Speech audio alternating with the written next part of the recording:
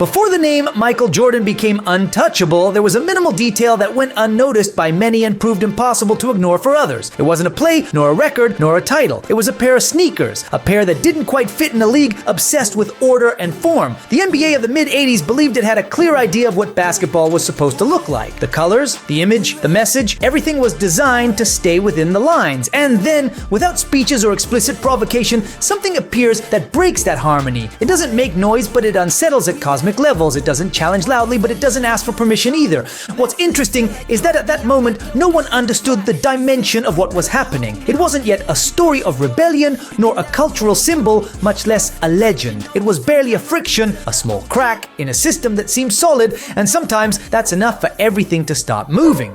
At the beginning of the 1980s, the NBA was in the middle of an image cleanup process. It was coming off a decade marked by reputation problems, half-empty arenas, and a complicated public perception. Under Commissioner David Stern, who had taken office in 1984, the league began to take very seriously something that until then had seemed secondary: absolute control over its visual identity. It wasn't just basketball, it was a product that had to look neat, recognizable, and above all predictable. In that context, the regulations on attire were no minor detail. The NBA required that players' footwear follow a very clear logic of uniformity. The sneakers had to match the team colors and, in general terms, be predominantly white. The idea wasn't aesthetic on a whim, but commercial. The league wanted to avoid distractions, visual individualism, and any element that diverted attention from the logo, the team, and the controlled spectacle they were building. It's important not to lose sight of the historical moment. In 1984, Michael Jordan had not yet played a single minute in the NBA. He was a rookie just selected by the Chicago Bulls, a team without titles, without mystique, and far from the center of the business. For the league, Jordan was simply another player who had to adjust to what was already written. That's why the established order didn't feel oppressive from the inside. For the NBA, the rules worked. They guaranteed coherence, avoided conflicts, and kept the narrative under control. The problem is that this system was designed for a type of league that was already starting to become outdated, even though no one had realized it yet.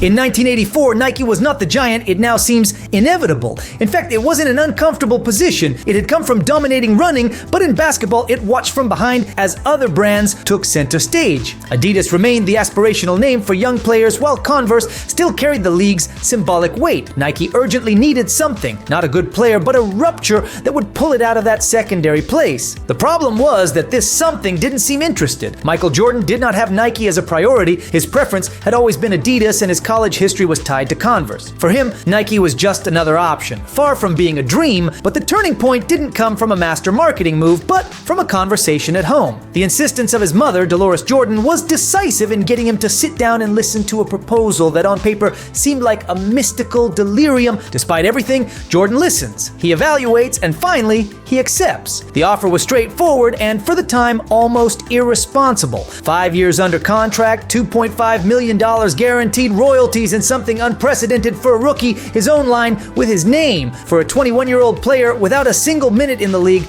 accepting that was not an obvious decision. It was a bet on a vision that did not yet exist on the court. That contract would mark a before and after in Michael's life and for the company. Nike was not buying proven performance, it was buying an intuition, and Jordan, by accepting, was doing the same. Both got ahead of the result, even at the risk of being monumentally wrong. That acceptance, born more from instinct than certainty, was the first move in a chain that no one knew how it would end. When Peter Moore set to work on the first exclusive model for Michael Jordan, the starting point was not basketball tradition, but quite the opposite. Moore decided to break with that logic of only wearing white sneakers and create a design with its own style. The combination of red, black, and white was not accidental. It directly took the colors of the Chicago Bulls, but pushed them into a much more visually aggressive place. Black occupied a space that had barely existed before in NBA footwear, and the contrast made the sneakers stand out even before the player did anything with the ball. It was not a neutral design, it was a presence. Added to that was a detail that today seems obvious, but at the time was not: the logo. The winged emblem, the wings, did not speak of a team or a city. It spoke of a player, of someone destined to take off above the rest. It was a forward-looking message, almost reckless for someone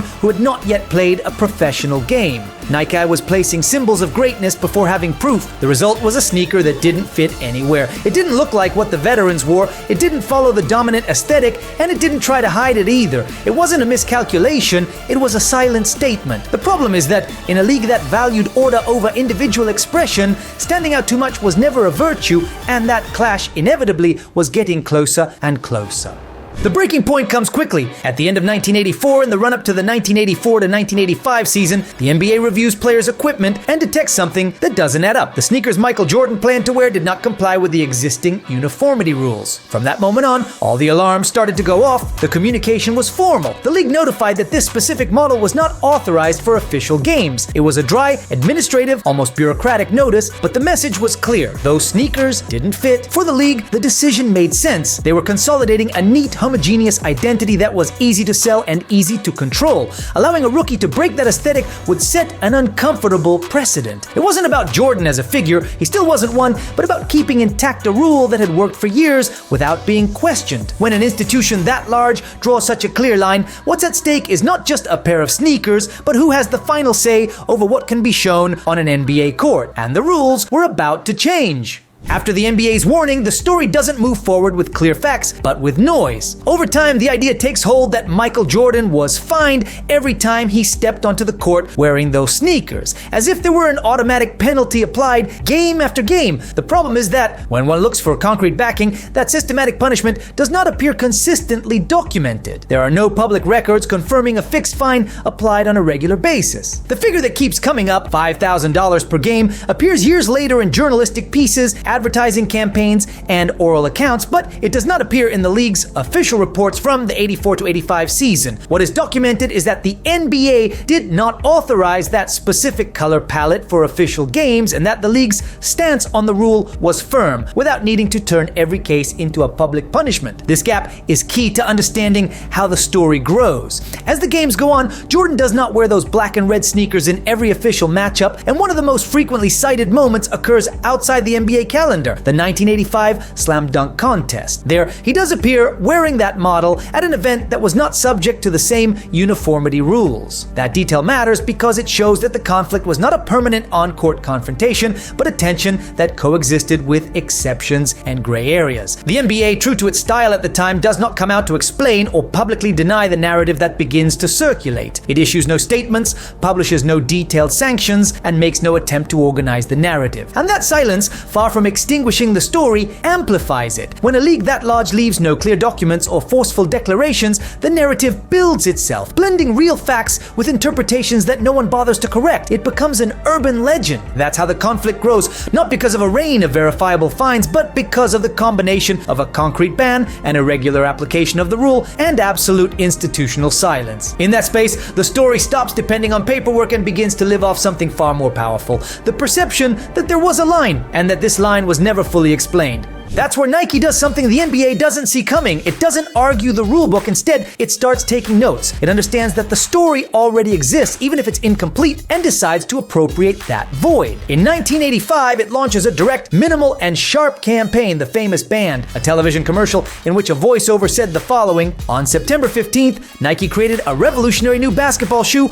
On October 18th, the NBA banned them from the game. Fortunately, the NBA can't stop you from wearing them." While the NBA moves within its own logic, Nike plays on a different board. It doesn't talk about rules, it talks about attitude. It doesn't sell performance, it sells character and pure rebellion. And at that point, Michael Jordan stops being just a player with flashy sneakers and becomes, even before establishing himself as a star, the face of an idea much bigger than himself. The move is surgical because it doesn't need to exaggerate anything. It leans on what's already circulating, on what people are talking about, on what never became entirely clear. Nike understands that when a story starts to grow on its own, the worst thing you can do is try to organize it. You have to let it run, but guide it. And at that moment, without saying it explicitly, the brand shows that it's no longer reacting to the league. It's playing a different game.